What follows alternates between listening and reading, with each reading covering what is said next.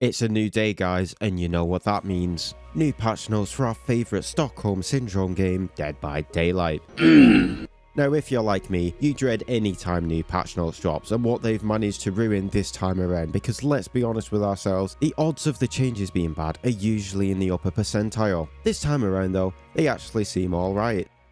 Are you sure about that? Let's get into it, gamers. Now, the first thing we have, and arguably the most interesting thing, is the brand new survivor item called Fog Veil. This will work similar to the Void Crystals in that it's an item you throw and then it masks your movement and audio while you're inside of it, only now it also hides your scratch marks and your aura too. Now, I've gone on record multiple times saying that I would like an item like this added to the base game because it's so fun in the event modes. In fact, I played the Halloween event solely for the purpose of running this item. However, there is a big worry with this item, and it's this line. The Fog Veil has a cooldown which recharges over time.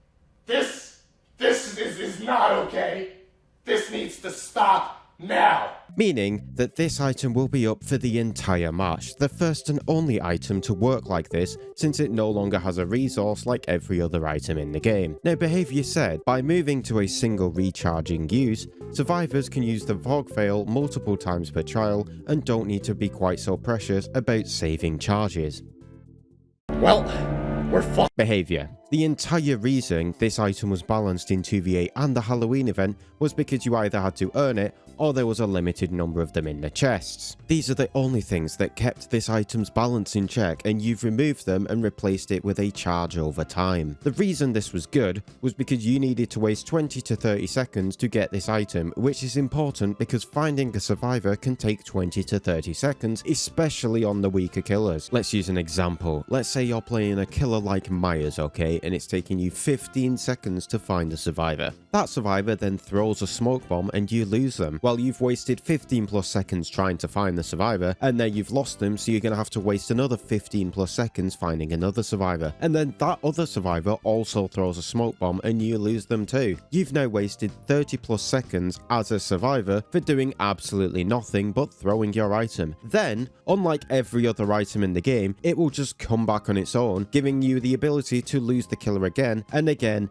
and again forever, with zero cost to you. This is going to be a problem unless the cooldown for this thing is like 4 minutes long, and at that point it defeats the purpose of not wanting to use it until the perfect time. Now, if you're playing a killer like Nurse, Blight or Ghoul, you're going to find the survivors a lot quicker than if you're playing one of the low mobility killers, which means that this is an item that heavily punishes the low mobility killers and basically will do nothing for the Blight, the Nurse and Kaneki. Now, behaviour have clarified that they won't look exactly like the Void Crystals. They will be like fog, so you should theoretically be able to see better with these than a Void Crystal. But at that point, what's the point in them existing? Because if you can just see through them, they may as well not do anything. They should just make it like the Void Crystals, but then make it so you have to earn it. For example, maybe you could recharge it by cleansing a totem, for example. That way there are limited resources on the item and you can't just infinitely use it for the rest of the match. So overall, this item really worries me when it comes to the balance, especially weaker versus stronger killers, and could potentially push us into a heavy overread meta to try and counter all of the time waste trying to find survivors who you're going to lose while using this item.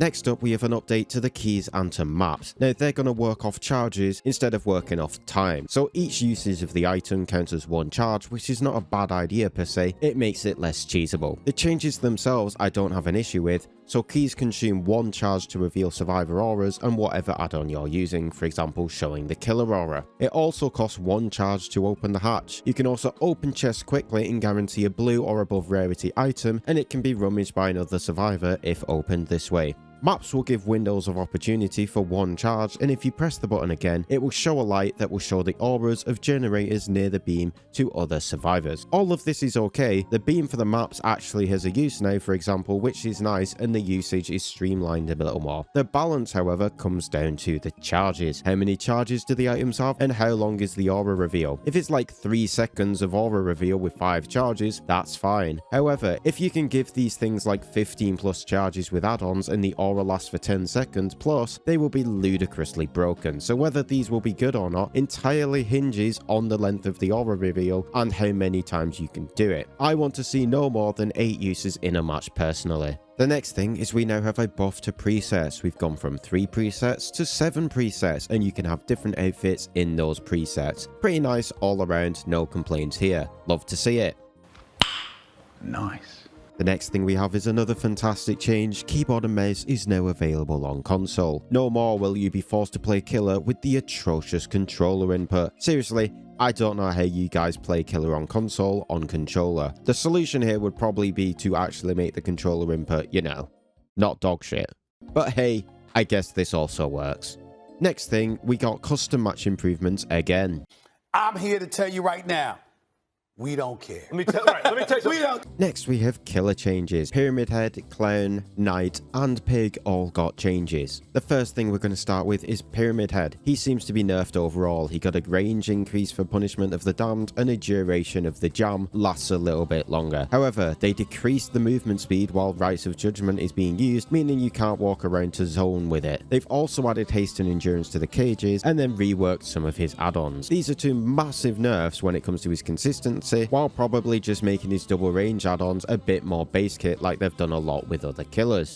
I mean, it's alright, like... Next we have the Clown. They increased the movement speed while reloading bottles, they decreased the bottle reload time, they adjusted the effects of the yellow bottles, they increased the haste effect, they increased the distance and speed the smoke spreads to, they increased the activations. I don't play Clown. I couldn't tell you how these changes are. I've heard their nerfs, but I don't know. They've taken the power out of the hinder bottles and put them into the haste bottles. I can tell you I don't like playing against the Clown, so this will make him a little less annoying to play against, but other than that, I couldn't give you any insight. So we'll move on to someone that I have played. The Knight.